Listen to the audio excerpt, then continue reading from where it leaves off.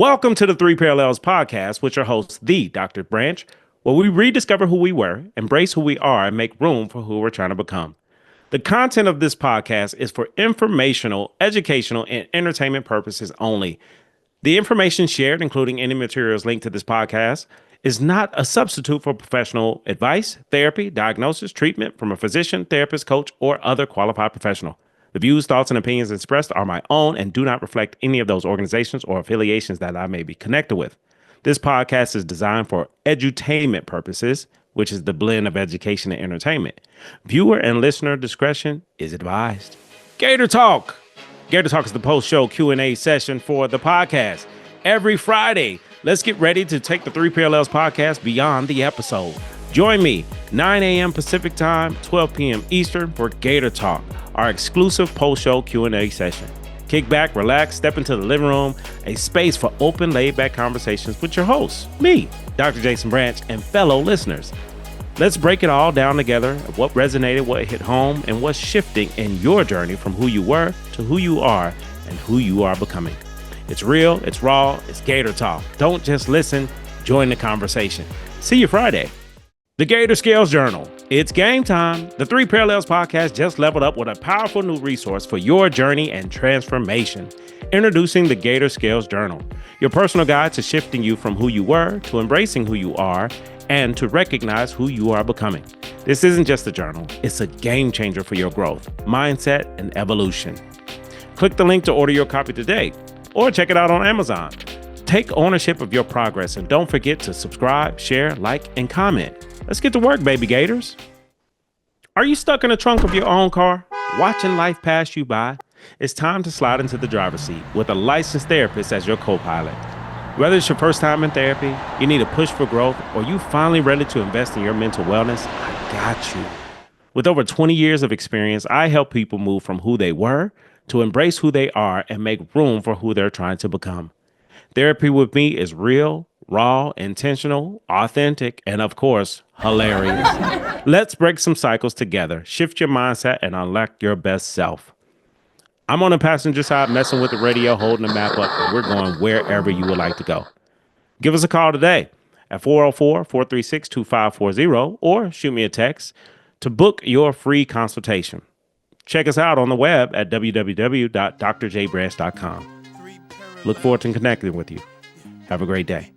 Welcome back to the show. This is the Three Parallels podcast with your host, the Dr. Jason Branch. And tonight's guest, today's guest, this morning's guest, this afternoon's guest, whatever time it is that you're listening to this guest, I love when I'm able to bring family on, okay? Family is something that you get to decide what is and what isn't. Ooh, we've already started. So this is a family member of mine. This is my sister from another mister, and she's bad. I mean bad. We met several years ago on the campus of the Auburn University down on the plains, both doc students, not knowing if we were coming or going, just trying to figure out life in these predominantly white spaces. As people of color, specifically Black, man and woman, we were trying to navigate this space where we felt we weren't welcome, we didn't belong, and we weren't supposed to be there. I'm speaking from my perspective. I'm assuming her perspective was similar, but we connected on this kinetic energy of, I see you, I value you, I cherish you, I respect you, I need you. I need you. So let's connect. And that was years ago. And to this day, we are still friends. I am talking about the Dr. Heather Finch, who is currently at an institution of higher learning. I will let her decide if she wants to share that or not. She is an English professor, English linguistics, and everything dealing with language and words. She's bad. She's phenomenal. She's from the great state of Alabama, a Tuskegee alum, an Auburn alum, in the sticks, got it through the mud, came out on the other side, and out here balling. I need to introduce you all to my friend, my sister, Dr. Heather Finch. Welcome to the show. Thank you. That was so kind of you, my friend, my brother. I do appreciate it. It made my heart warm. Thank you. Absolutely. You deserve it. People deserve their flowers, and I don't mind giving them. I'm glad you're in a place in your life where you can accept them. Yes, I receive all the So time. let's start there. How, because this is not the norm. This is not the norm. My assumption related to our culture, background, community, accepting flowers is really difficult for us to do. So how did you get to this place where you accept them wholeheartedly? Yes, give me mine. Me, my flowers. This is a good question, though. I think that, and you know this, I've been doing a lot of work to grow and heal. Um, and I see myself as a giver. So you're describing things correctly, right? Like, oh, let me shine the light on everybody else. Let me like show everybody else. But I just am surrounded by an incredible community of people who love me well. And because of that, I think I've gotten to this place in my life where it's okay to receive your flowers, for people to have beautiful things to say about you, to believe what they're saying about you, and enjoy. And so that may also be coming with age. So, I've been growing and healing. I've also gotten over the 40-year-old hump. So like I'm 41, and I think most people agree when you hit 40, it's like, what am I like doing some of the stuff I've been doing? So I think Mm, I've stepped into it. Like I'm like, give me my flowers. I'm okay. not gonna be demanding flowers from people, but Uh-huh. I will receive it. Ooh, we already started. Listen, we are already here. So, what's the story? Who is Dr. Heather Finch? If you don't mind sharing who you were, and we'll get into who you are and who you're becoming. But just what's that story? Let's just go all the way back. No, not really. Let's Uh, go. I think that, of course, like all our stories begin with us being born, right? Mhm, And I think that, um, through how I've been socialized and how I've been treated, I think that's how I became the giver, right? Like who always gives and never receives. Like, like so many of our parents, they really meant well. Like, mhm, make sure you're not bothering people. Make sure you are like showing people that you care. And sometimes they forgot to tell us, right? Like, you can create a mhm. two-way street Wow. with people. Wow. And like I said, I know they meant well, Yeah. because they love you so much, and they want to protect you, and they know that feelings get hurt. And don't nobody want Mhm. their baby's feeling being hurt, right? Like, so I think like they just kind of made me the person that I was, and sometimes I still am. And we'll get into that Mm. later, right? Okay. Which Okay. just like, okay, be independent, be ready to be the one that can give, go into spaces with what you bring, and don't depend on other people to feed into you or to give you things or all of that. And so I appreciate the independence. I think that that is made me part of who I am, but I definitely was very, very independent, and just a person who was asked to be better all the time, Mm. right? Like to grow Mhm. and be better. Yeah. I think that my story also includes me just try to strive for something. So that's how education became my path of learning, becoming a teacher, being a lifelong student, right? Learner. And so I think once I just kind of got into that ambitious kind of space, that's just like where I was gonna follow it on out. But I think they also wanted me to be open. And Mm. sometimes I don't think they knew how to do that, but they thought it would be a cool thing, right? To Yeah. do, Yeah. like to be open to things. And so I think that I was a person a little bit hesitant to be open to things, especially the Mm. younger I was, right? Like, I don't know if that's safe. I don't Mm. know if that's what I want. And so I do credit like the love of my parents and my brothers and my community pushing me forward, right? But my education also placing me in a space where I could get new people who loved me in my life, right? Who taught me things, whether that was professors or, friends that I made.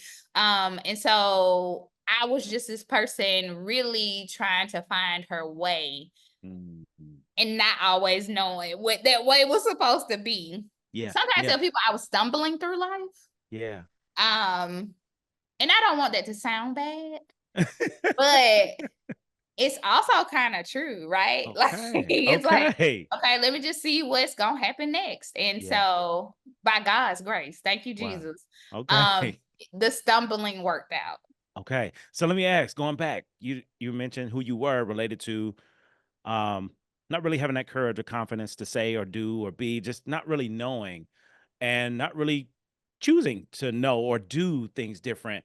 What do you think that barrier was that prevented you from being who you are now? Because now you don't live life that way. So how did you, what do you think prevented it? And then how did you become this version? Oh, another good question. So Uh, a lot. So I think, I mentioned already, I'm a champion for education. Unfortunately, everybody doesn't have access to a quality education, but I know for me it was transformative. Like it really Mm, gave me spaces where I could learn new ideas, meet new people, kind of like it grows your world, right? Like it's like mm. this space where you're like, I love Tuskegee. Tuskegee, I'm Tuskegee made through and through because it just placed me. I grew up in a very small town, grateful for parents who like instilled reading, right? Because reading kind of opens up your world a little bit. Mhm, Family members who like take you out of town, go do some stuff so that you're not limited to this smaller space, right? So mhm, I think that small towns are cool, but you got to have the right people around you because they can open up your experience. mm. And so, but it's still a small town, Yeah. right? Yeah. And so you are limited sometimes with like being around certain people with different ideas or being able to see things. So I think that's part of like the stumbling, right? Because you're like, I just don't know. Yes, Mhm, thank goodness my mom and dad are saying these things to me. Thank goodness my brothers are saying these things to me. But then it's just like that little small echo chamber. And it's mhm, like, are there other people? And of course, I had wonderful friends who were like thinking about going to college too. But it's just like now that I've grown and met so many people, I'm like, oh my gosh, there's a huge world out there.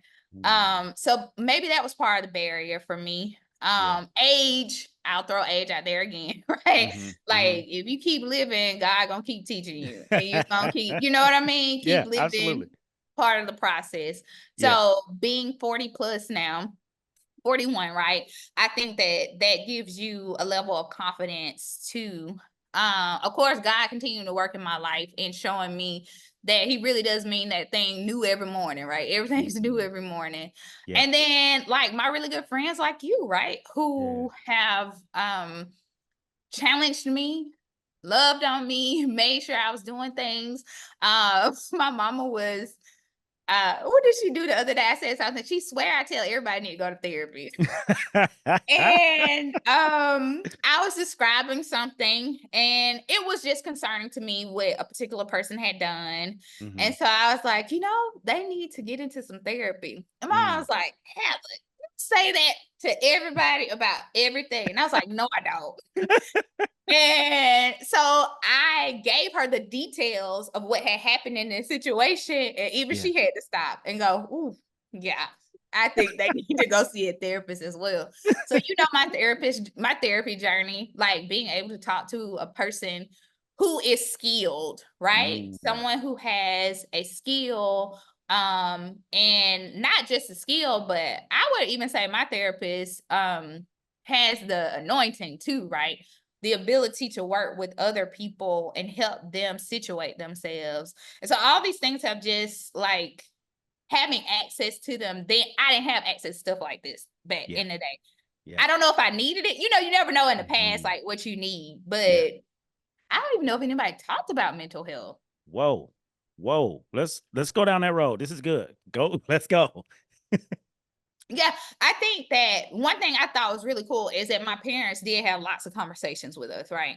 So Mhm. that was really, really helpful. But as you know, loved ones, they just love on you. And so sometimes like what they want for you is just, that's a barrier. Sometimes Yeah. what they want for you is because they're really wanting the absolute best for you.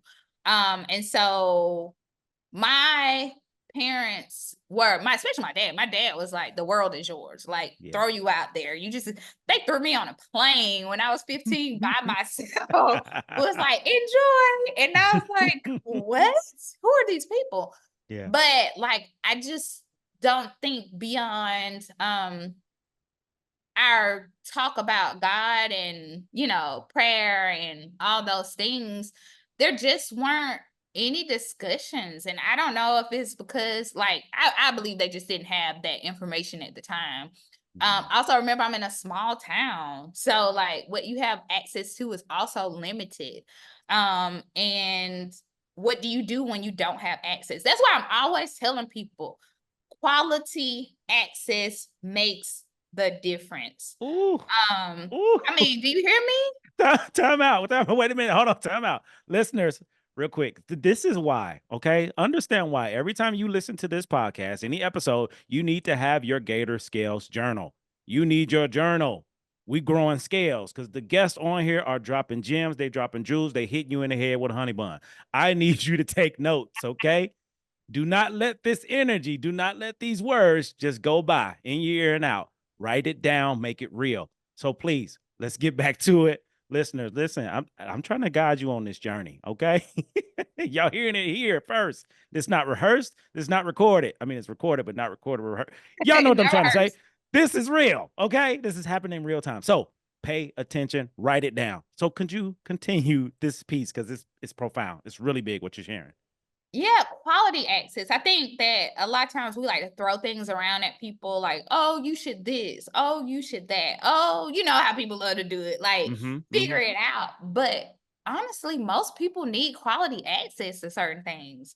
That could be a mental health provider. That could be a really good primary care provider. Yeah. That could be a really good library or school or a chance at something, but it has to be quality. Because sometimes we just want to throw people at stuff, right? Like, oh, so-and-so over there in the corner. Well, they might not be the best person for them. And I'm going to kind of like pause here because when people hear me talk about my therapist and they hear how quality she is, they're like, how did you find that? Everyone, my friend, Dr. Branch, who has a skill, he understands how things works.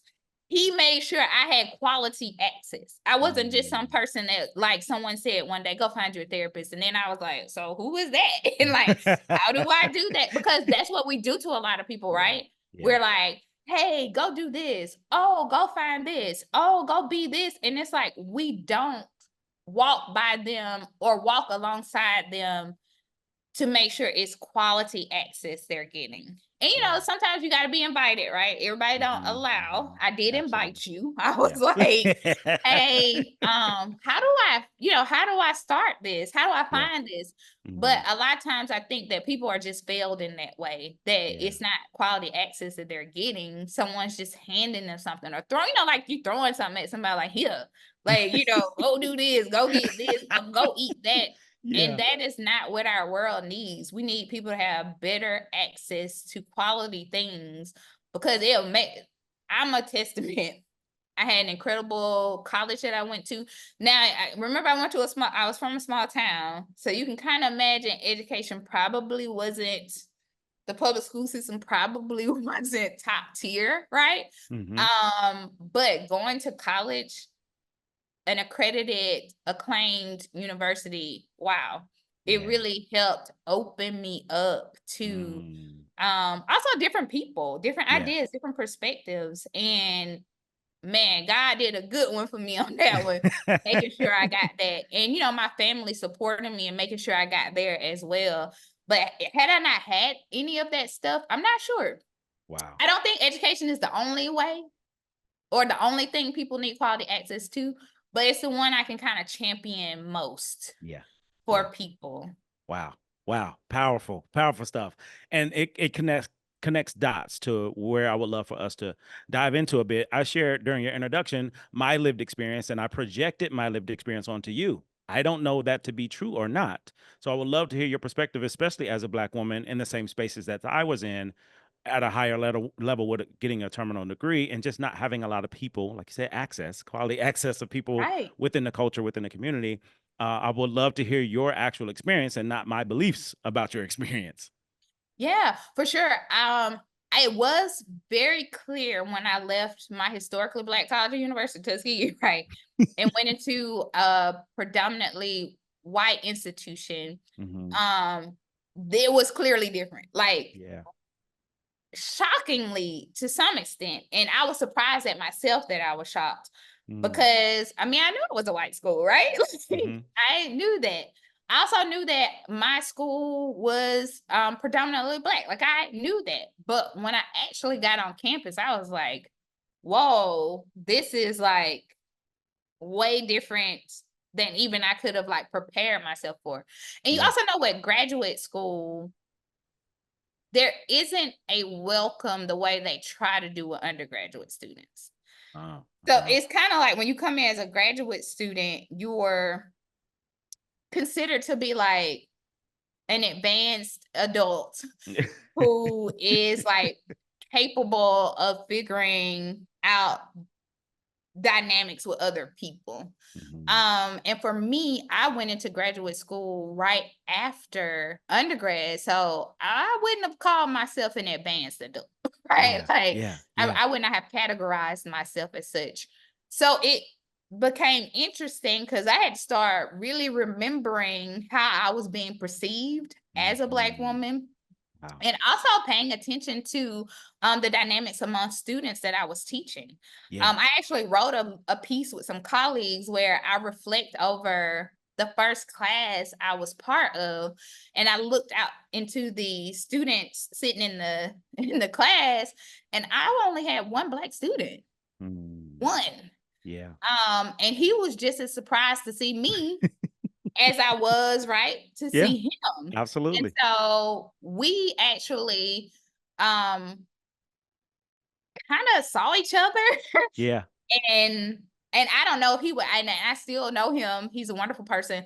I don't know if he needed that or not at the time, Uh-huh.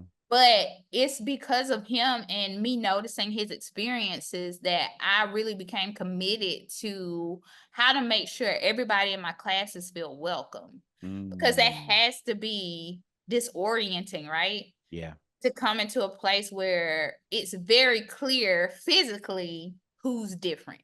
It's Mm. very clear, right? And Mhm. you can't dismiss that Yeah. because Yeah. it's part of how people connect and work. So I was like, okay, what's going on? Of course, within my cohort that came in, one of my friends, we're still friends. I just Yeah. texted with her this morning because her birthday is coming up. We kind of connected with each other, a couple other people, and we understood like you have to find your people because it can Mm. be isolating Yeah. in an experience like that, especially if there's a stark difference between you and the majority of students. Yeah. So I learned how important that was, Yeah. right? Yeah. Mhm. um and then BGPSA, that's a Black Graduate Professional Student Association. One of my one of the young women I went to Tuskegee with, when she came in, she revived that and like just kind of like building community with everybody. But it's work. You Yeah. have to, I think everybody doesn't understand that, right? Especially when we get into the graduate and professional space, is that people still need to be supported, right? Yeah. Like Uh-huh. no Absolutely. matter who they are in these spaces. And so, now we're seeing in the news how a lot of these terms and initiatives and all that kind of stuff is being dismantled. Yeah. And what does that do to people who are trying to Mm. achieve their goals, but you're now trying to make sure they feel unwelcome? You know what I mean? Yeah. That's There's real. already an underlying like thing that's happening that's saying people are unwelcome, but now you're like being Yeah. very clear about it. Wow. Wow. So let's go a little bit deeper. We're finna go to the basement. Again, listeners, get your notes. We finna go somewhere because this is tips and tools for a few of you, several of you doc students out there, doc students, master students. What I'm hearing is community differences in finding your community, finding your people. So I'm curious, Dr. Finch, two questions. Number one, those stark differences, I would love for you to be as candid as you like. with the stark differences between being a undergraduate student at a HBCU versus being a graduate student at a PWI, and just those lived experiences that you had at your level, just being who you are. And the second, how was what was your method or route? How did you create or find your community there in that space? I would say, in HBCU, the most beautiful thing about it is I think you get to start as a human, Mm, right? I think that's okay. what the world hopes everybody gets to experience, which is why some people say things that they don't know they're saying is probably not the best thing to say. Like they say stuff like, I don't see race, or why y'all start with that, or all that kind of stuff. Yeah. And it's like, but let's be real, that's how people start Yeah. there, Yes. right? They see somebody sees me right now, they're gonna see a black woman. Those two things that, yes, I tell my students all the time, they are constructs. They're not real. But guess what? Real life though, like real consequences, like Yes. real Yes. lived experiences are based on these Hmm. things. Absolutely.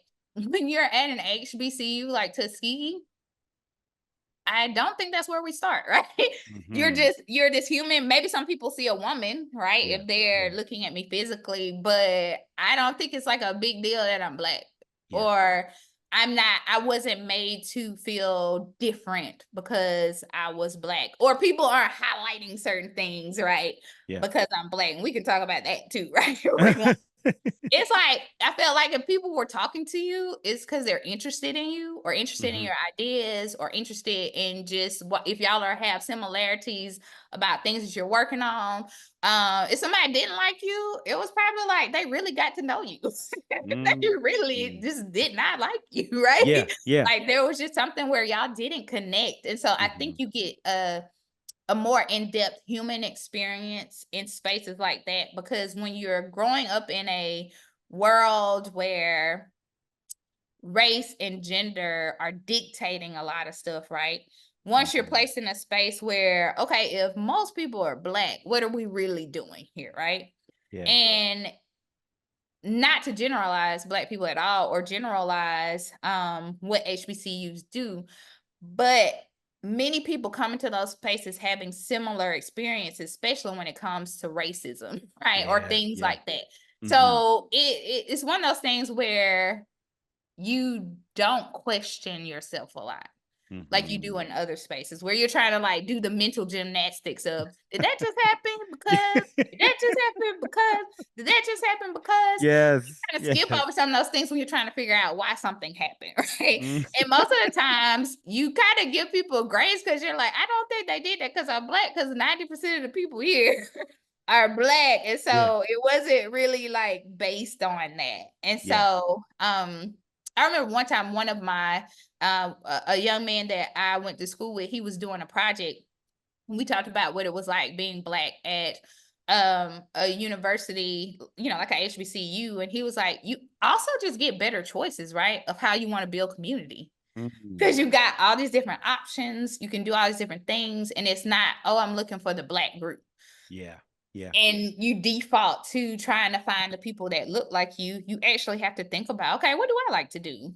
Yeah. So sometimes people would default to like where they're from, right? If they were from, Yeah. we had state clubs. So Uh-huh. Alabama club, the California club, the New York club, right? Because then people started building community around where they're from, Hmm. if they had a certain heritage, right? Like if Yeah. they were Jamaican or something like that. And so you just got to see people begin to think outside of some of those dominating categories like race. Yeah. Yeah. Oh, that's huge. That's huge. So how did you take that same concept and develop, because you have to create a whole new community, I'm assuming, at the graduate level. So how did you do, especially in that space? Also for the listeners, because there's some newbies on listening to the podcast. PWI is a predominantly white institution, and HBCU is a historically black colleges and universities. So you need to know when you get these acronyms. If you're not looking them up, I'll give you some, but I would challenge you all, look it up for yourself. Don't just take what we say. So how did you do it at Auburn? Because that's a whole nother wavelength of connecting or finding a community. It actually starts at like what I just described a minute ago. Like oh, there's a black person. Hi, black person. You know, like it's and that method doesn't mean that someone is safe because they look like you, right? I Yeah, don't want to in true. any way make people believe that because that True is not story. true. True story. But sometimes when you're thinking of safety or how do I build community, you're just like, okay, this person looks like me. So I'm going to assume that they probably won't mistreat me in certain ways, right? Wow. In Wow. those devastating ways. If you've ever experienced racism or anything like that, you want Yeah. to be, once you've been treated some way once, it's very challenging for you to be like, okay, oh, everybody's safe. Yeah. No, you're just like, let me be careful and make sure that I'm doing my part, being kind, being open, honest, and welcoming, but you might not see myself opening myself up in certain ways just because. Yeah. So Yeah. you also oftentimes look for people, for me, this is my experience, look Hmm. for people who looks like me in every space that I would be in, right? Whether I'm grabbing something to eat, or whether I am hanging out in the grocery store, or I met a couple of my dearest friends who, even though one of them, I don't think either of them were in grad school at the time, but they were older students. I met them at the gym. Yeah. And Yeah. just like we saw each other constantly, and then finally, like, hey, how you doing? And we became like the best of friends. Hmm. And they were able to connect me with other people and build community that way. But really, I'm not gonna lie, it started with just like I see this other person in my program, my sister, like I said, I saw her and was like, hey, you Hmm. seem cool. Are you cool? And then it's like, yes. And then it's like you have someone that you can share certain experiences with. Hmm. And you know that they may have understood it at a personal level, or they just understand, right? Yeah. That you know that they're not trying to make you feel like, oh, that wasn't what happened. Hmm. Are you sure that's what happened? There's somebody who understands you. So um it sounds bad, but yeah, it's just like, hey, you look like me. Let's, go hang And out. And that actually happened with me at my new, my job that I'm at now. yeah. Yeah. One of my closest people who's also like just a really cool colleague just walked by one day, Yeah. saw me and was like, hey, I got you, right? I Yeah. know how hard it can be to move to a new place and do new things. And I'm gonna tell you that has worked for me. Being a part of a Black community, it really has seemed that way. And Wow. I don't know if it's because I was taught to, of course, love all human beings, Hmm. but I was taught not to believe the narratives that Black is bad, Yeah. right? Yeah. That Black is bad, don't hang around those people, especially when you're trying to be up, you're trying to do the upward mobility thing, Yeah. right? Uh-huh. And so if you believe certain narratives that, if you hang around those Black people or if you do this, I was raised to love on Black people and be Yeah. around Black people. And I guess that's why I see the larger community. And I'm like, Mhm. I can do the point and hey, let's hang Yeah. out thing Yeah. because I see valuable people in front of me. Everybody I see is valuable. But if you believe the other narratives that are always floating around that, Black people are less than human, and I'm teaching a Black women's lit class now, so that's why my brain is there Yeah. because they talk about enslavement all the way Mhm. through and Mhm. literally not being humans. Yeah. So if you believe some of those narratives, it can be hard to see that impact of this culture and community that was created out of the trauma, right? Yeah. Out of the terror, out of the horror. Is this space where you had to find people that you could kind of trust or see Yeah. if you could trust or see if you could build community. Oh man, you just whew, this is happening in real time. What's so interesting, all of these things that you're sharing, your lived experience, it connects dots to mine because I didn't have a community either. I moved from Birmingham to Auburn to start a doc program, so I didn't have a community at all. So there was only within my cohort there was only one Black woman in my cohort. So we came in together, we clicked, and I think what you're describing, like that safety, is familiarity. So we Yes. see a person of color or see a Black person specifically, it's familiarity. Like, I Right. know we got something in common. If Yes. even if it's Thanksgiving dinner, we got something Yes. in common. We eat collard greens, macaroni and cheese, whatever. It's culture. It's a cultural connection. So you were able to get that. I didn't have that related to Black men because there were none in my Mm, entire program. So there were other Black women, and in a cohort above me, but there were no black men at all years Mm, before and a couple years after. So I didn't have community. I didn't have people. So how I found community was in my fraternity. So I yeah. reached out to the bros, Alpha Alpha, best fraternity in the world, first fraternity, first black fraternity. So I reached out to the bros. Hey, where y'all at? What y'all doing? I need help. And help is when we getting together. Yeah. So the first person, this is where the intersection between you and I, the first person I reached out to is a legend at Auburn related to Alpha Alpha, My particularly best friend. Whoop all whoop. day long, right? So so to the audience, I need y'all to just see connection. I need y'all to see there's no such thing as coincidences. No. Everything happens for a reason based off of who you are. Now, God, the universe, higher power, lower power, whatever you think, whatever you believe, you're entitled to that, only provides access to certain people, places, and things when you can handle what they have to offer. My goodness, pause so the people can write right there. Pause. You might need to Pause. rewind it and tell it to them again. Pause. Listen, y'all rewind and say it and listen to me again. I can't say it twice.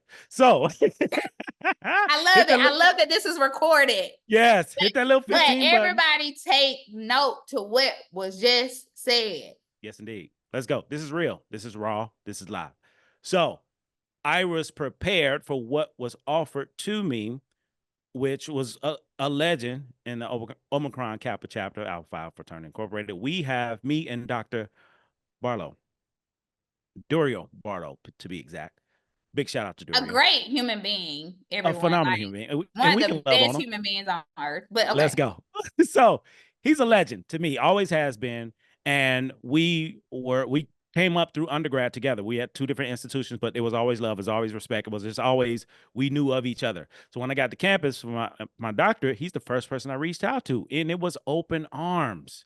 It was love. Where you at, what you doing, what you need. I'm having a barbecue this weekend.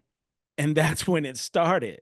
And what's so wild about that, just through my own lived experiences, by the time I was at the end of my doctoral studies, preparing for internship, there was a place where I was almost homeless and I didn't have anywhere to go. I was going to move to Ohio for my internship and my lease was running out. And there was a gap between my lease ending and my new lease. I was homeless. I'm sorry, I was unhoused. Unhoused, yes. I was unhoused. And I reached out to Barlow, hey, I need a favor. And it was done. And it was done. And that's an example of community. It wasn't just, hey, let me get you acclimated to this environment. Let me make sure you're taken care of. And I don't know if I Yes. could have had that in other people, places, or things. I don't know that, but that's what I had. And that's where you and I intersected, where I'm connected with Barlow the whole time. That's your best friend. Yes. So Didn't even tell know it. it. Let's tell the Yeah. story of like, because you're right, no coincidences. I was at a conference. I met this woman, can't even remember her name right now. She might as well have just been like the angel that decided that we needed to hang out. I think it was Cara. Is it Cara? Cara? Cara? Sounds familiar. Wow. We gonna leave that where it's We apologize. You are an incredible person, but we apologize that we don't know your name. We don't remember. We I don't think remember. I think it's Cara. I think it's Okay, Cara. I I think. hope so. I'm sorry. Let's keep going. My bad. And so I just I really appreciated something she said, right? Once again, when you're in communities and you're like looking for people, another way I also look for people is by the ideas that they share. So there was a conversation happening. She shared some ideas, and I was like, that aligns with things that make sense to me. Also, I think if I remember this one correctly, I think what she said was also probably something that made the room uncomfortable. And when people do that, I like to go and just hype them up because I don't want them to like lose their voice. Because that's scary to say uncomfortable things to people, right? Or to say the thing that people are afraid to say. So I remember just going to like hype her up, say some things. We talked about where I was and what I was doing, and she was like, "Oh, you need to meet Jason Branch. He's coming down there." And I was like, "Oh, okay, yeah." And so but I did understand that when people came to Auburn who are new, I didn't mind people saying, giving people my number and be like, yeah, they can call me or they can email me. Would love to meet them. Because even if it wasn't meant for me to hang out with them, I could point them to the people, right? Because I had built community at that point. a pretty strong foundation, so I can point them to people or just be willing to always invite them, whether they want to come or not. So then that's how we met. And I think one of the first things I was like, well, have you met the alphas, all the things? You were like, yeah. I was like, oh, well, that's who I was going to hang out with. So here we are. And it just Absolutely. all lined up wonderfully. Absolutely. And one of the best things about our time together was we would have these get together sets, kickbacks, whatever you want to call it. And I just miss them so much. I you miss and those. me both, you and me both. It was just this small community of graduate students, professionals, undergraduate. I mean, it was just a lot of different types of people, mainly majority people of color, majority Black, that would just get together on weekends at Dr. Barlow's house on the Yeah. weekends. And we would have all this space in this whole house, and we all would gather in the kitchen. It was a thing. Mhm. It was just like we would migrate. There would be food going, would be drinks, it'd be conversation, it would be chill. Now the kitchen may be the smallest place in the house, Yeah. but we would always migrate there. Everybody. Everybody, and just having so many different conversations and experiences and moments and memories that I'll cherish for the rest of my life. And Me to too. me, like that exudes community, being able to Yes. connect with people over food and music and trivia and life, drama and everything else in between, to give you what you need to keep going. It's like, this is my brave space, my safe space until I get back out here and got to put my armor on, because it's Yeah. a different field out here. It's a different space. So I know I'm at home. I'm comfortable. I'm at peace. I'm protected. I'm valued. I'm seen. I'm heard. I'm understood. I'm respected. People trust me. All Yes. those feelings in those spaces. And then we have to switch it when we leave. Mm. Man, Yeah. and you reminiscing over that and really describing for people what we experienced is beautiful because I don't think I took it for granted, but it's possible that I did. Mm. Because once I moved to my new city, oh, that's not what they do up here.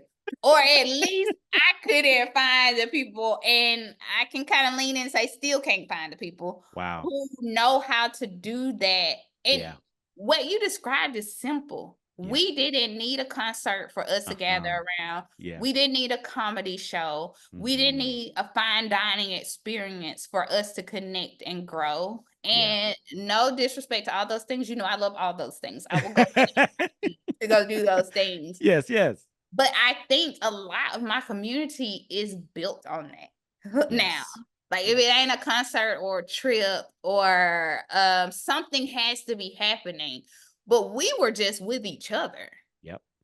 Yep. That was Each it. other. Like you said, That was in the it. small kitchen, just That was talking it. about life, laughing, exuding joy.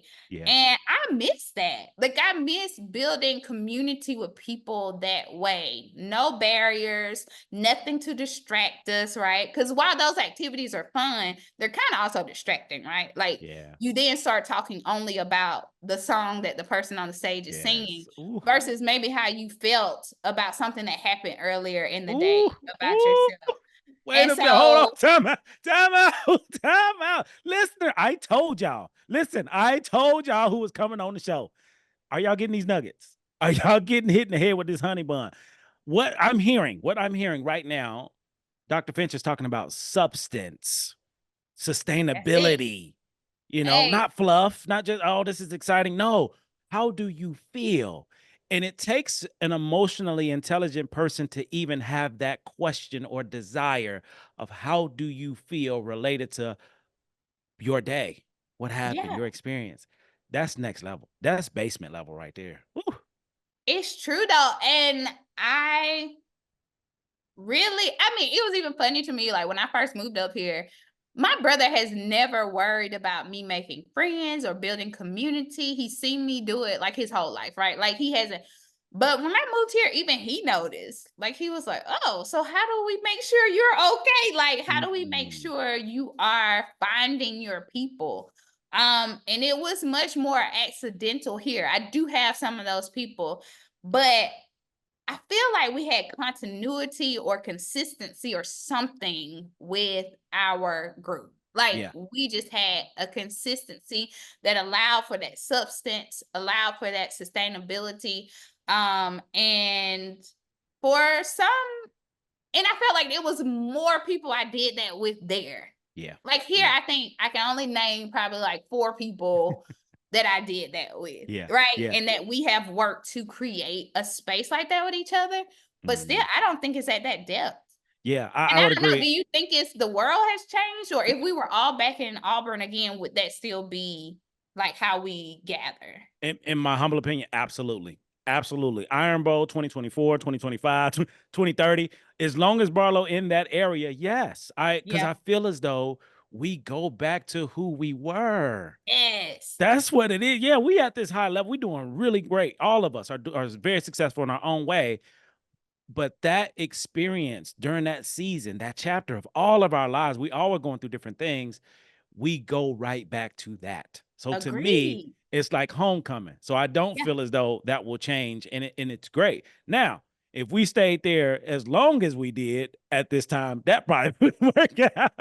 Yeah, yeah, yeah. I mean, me and Barlow being roommates now, probably not. Like Jay, all right, Yeah, it's time to go. yeah. You But gotta go. at that time, it was fine. But now, 5, 6, 7 years later, yeah, 5, 6 years later, that's not the case because we've grown, but that connection will always be there. So this is I'm pulling you in this too, to the crew down in Auburn, to that whole crew down there, our crew, Edward, George, Courtney, the bros, okay, everybody, Dr. Fripp, Dr. Charles, all the people that was there during our time. This is our shout out to y'all. Thank y'all for being our community. Yes, Thank you for thank being you. our community, because we still connected in different ways. So what you were saying about this connection, I think number one, all the players that were there, it all happened organically. It was Yes.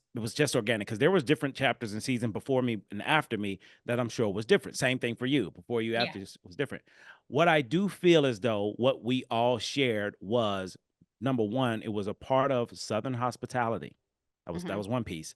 The second, our roots, our history, our connection to family and tradition and culture and education. Like we were so connected on so many different intimate levels, and we can go so many different places and spaces. So even when somebody came in, either they would adjust or they would leave. They Exact would adjust. say that oh, can we pause here? Let's go. Because how beautiful is that, right?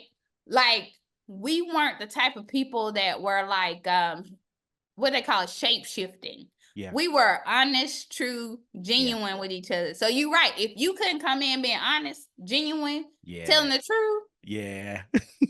you gonna have to move it on, friend. No love lost. No love lost. This just ain't the Still crew love for you, you. but we're gonna have to love you over there. This ain't the crew for you. And I think, I can't pinpoint what that is, but it was just an energy connection. And I still get giddy about it, because I knew for me, from my schedule typically was Monday through Saturday, and then Saturday night and the whole Sunday is mine. But outside of that, it was the grind. And, we armored up when we at school and we got to be this and that and on guard and all this life is happening, our stuff going on at home. And for me, like when Saturday came, especially football season, Saturday came, we knew we were going to, no matter what your day was, you knew by the end of the night, you would be in that kitchen. You knew Yes, without a doubt there was drinks pouring, there was comfort, there was love where people could just share their experience and have other people who understood it because they was living it too, right. and just break bread and process and work through and have a good time. And to me, that's what I'm trying to create with this podcast. I'm sorry. Oh, I'm I not love that. trying. I ain't You trying. That's are. what we're creating. That's what we're Yeah. creating in real time. A community, a connection of people that's organically attracted to the things that's shared on this podcast, people who want to contribute, the people whose lives will change because of it. My Yes. lived experiences, our lived experiences, is what gives us the ability to share these stories. Amen. Whew.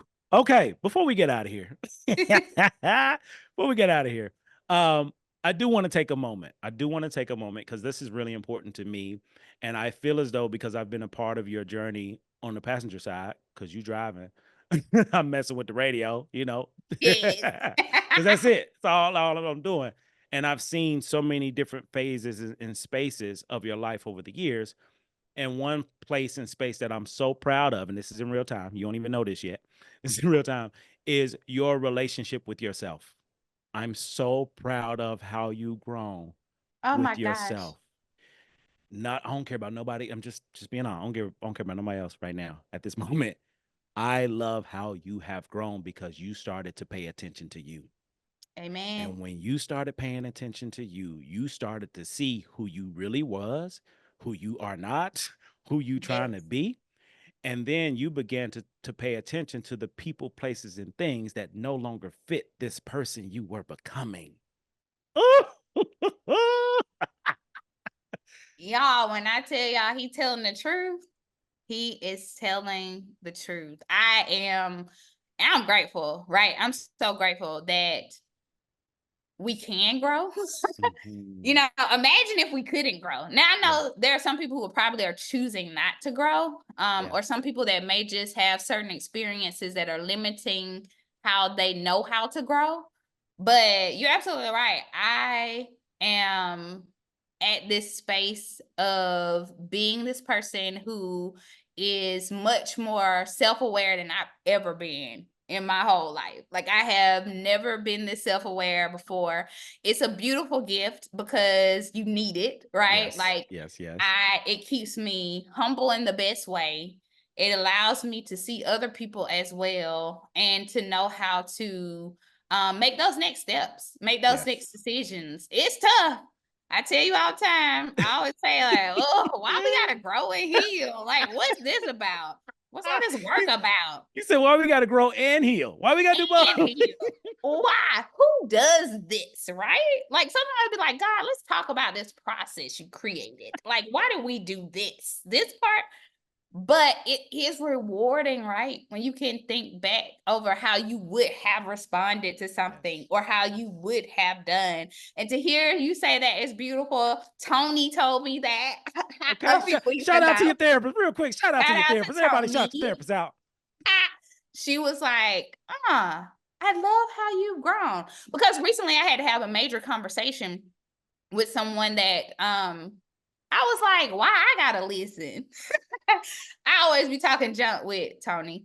I'm like, why I gotta listen? Why I gotta be open-minded? And she was like, well, that's what's needed in this moment. Like if you go into this conversation with your own ideas and ready to already have your answer, don't talk to this person. And Ooh, I was like, ooh, whoo. ooh, Tony. Ooh, Tony. Tony out here busting you upside the head with a honey bun. Bop, bop. When I tell you she know what she doing, like she knows what she doing. So I heard her when she said that. Now I ain't gonna lie. When we stopped talking after that session, I Yeah. was like, I'm not listening. The old you was running the show. The Yeah, old the you came old back. me was ready to show up. Was like, no, we ain't gotta hear this. It's this happened, and this is how it's gonna be. But God also convicted me. Some other things happened, and then the conversation came, and I could just hear her saying, Heather, if you're gonna let this person talk to you, listen. And don't listen to respond, let them say everything. When I tell you I listened, Mhm. like didn't say a word, like really just sat and listened. I was so proud of myself after that. And Yeah. then, when it was time, there's a clear, like natural break where it's time for you to talk. I Yeah. didn't really respond. I asked clarifying questions. Like I wanted to know Wow. more because I was Wow. listening. Yeah. And I think it made me a stronger, more empathetic person. Because another thing I hate to admit Hmm. is that human beings are complex. Come on. Come on. Sometimes you just want to be mad at people, or you just want to go ahead and blame them, or you just want to go ahead and dismiss them. But a part of my growth is understanding that I'm complex. And hey, guess what? It's some other people who are complex as well. Yeah. And so that doesn't mean that you take, craziness off people or you allow people to treat you any kind of way. But you build a strong empathetic spirit when you're Yeah. growing and healing, right? Like you Hmm. begin to like see other people.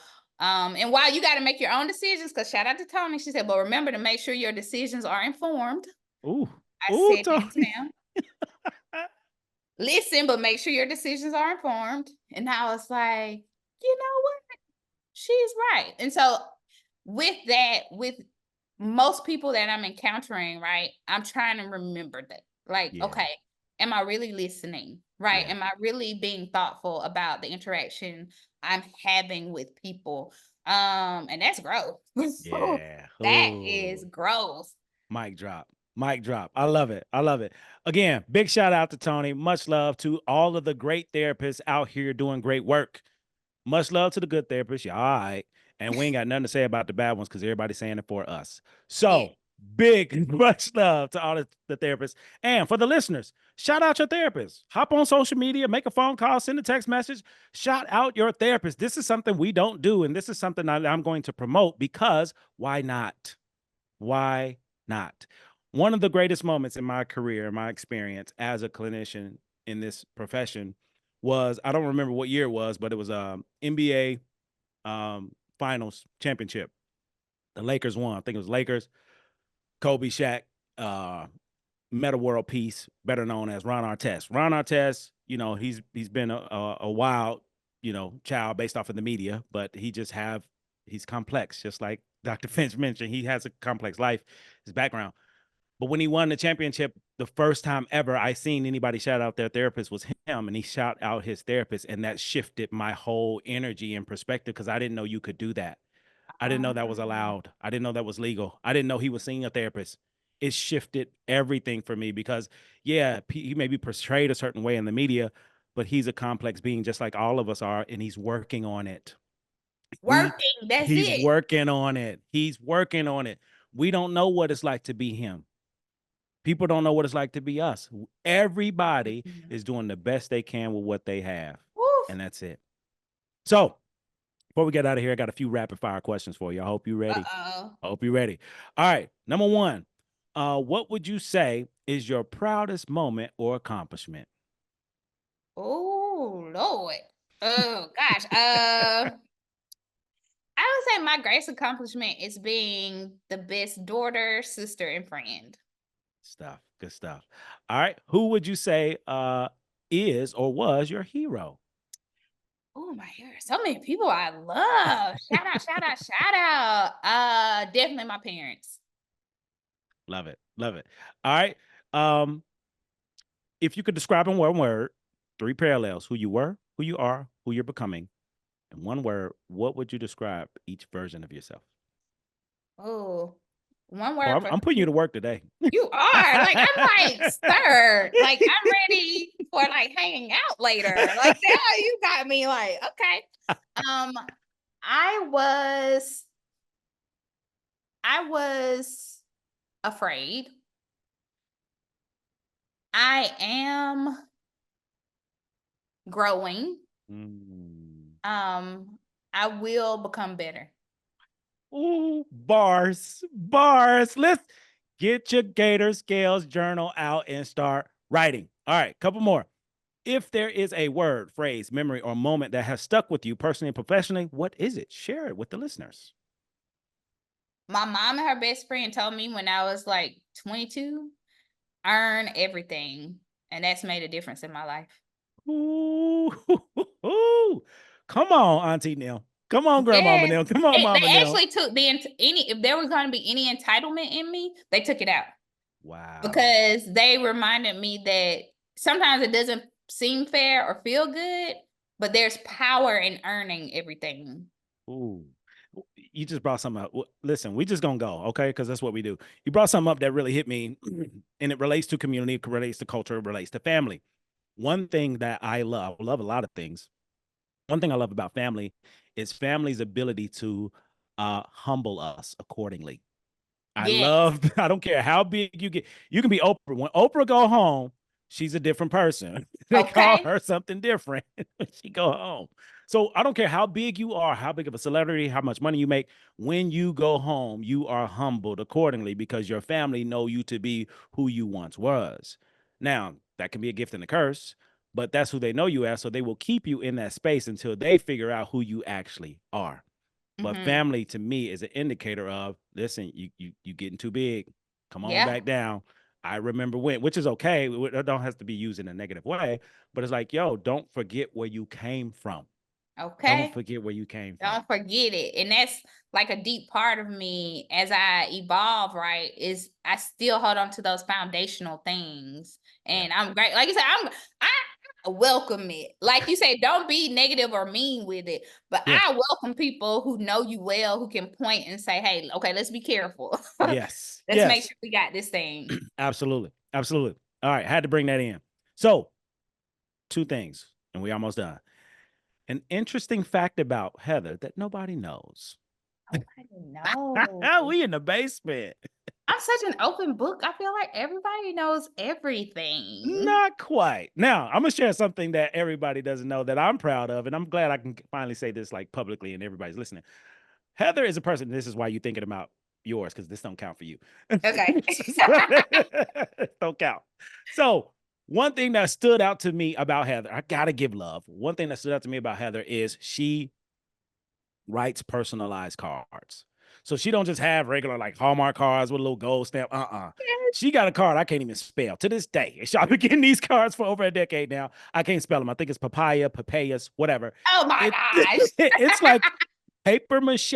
It's this really expensive look, and I'm sure it's not expensive, Love but it. it looks very expensive, like $30 for a card. That's what it looks like. I don't know if that's what it costs or not, but it has, these different designs. It's unique. If you get a card from Heather, you have a keepsake for life. For life. The words that's in it is just takes it to another level, but the card itself is a unique thing that you will always be known for me. For me. Oh, I love And that. people don't know that about you. And to me, the people that do, they part of your crew. They made it in. They made They it made in. it in. They made it in. You're right. That I guess that is an interesting thing. I don't ever think about it that way, but Of it's so course. nice to shout out. Thank you. Absolutely. And that don't count for yours. That count for mine. Okay. Um, Okay, most people don't know this. I grew up in a house full of men. So I have been to WrestleMania before. So like Wow. WWE stuff, like they used to be my jam. Like, and still sometimes my brother will send me stuff and I'll be like simpler times. Yes, I love. So we would go to like those wrestling matches, whether they were like the regional ones or and I'm talking I did this for a while, like until I was Wow. probably like 30. Wow. Like Very unique. all into it. I love it. Very unique. Nobody knows that. I didn't even know that. So now I gotta get you a Hulkamania shirt or something. Oh yes, I mean, sometimes I dream of like dipping my toe back into like WrestleMania and stuff, but it's Uh-oh. a time. It's a time. Uh-oh. Uh-oh. I think that might be some life work for you. Ooh-wee.